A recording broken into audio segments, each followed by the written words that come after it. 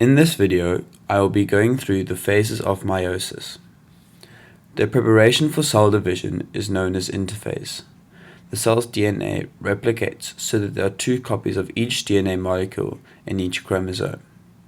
Each chromosome now has two identical chromatids forming it. The double-stranded chromatids are held together by their centromere. The first phase of meiosis is prophase 1. Centrioles separate and move to opposite ends of the cell. The nuclear membrane breaks down and spindle fibers extend from the centrosome. Chromosomes, which are similar in structure and size but come from different sexes, shorten, and homologous pairs form to make bivalents.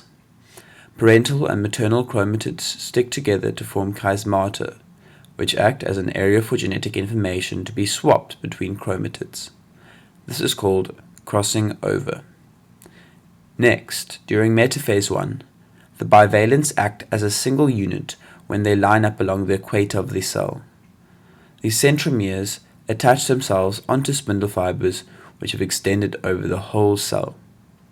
During anaphase 1, the spindle fibers shorten, thus pulling the double-stranded chromosome away from its bivalent partner. In telophase 1, there is the constriction of the cell membrane to split the cytoplasm in half to form two cells, which is essentially cytokinesis.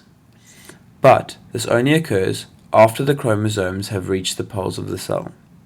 The result is each cell having the same number of chromosomes presented at the original cell.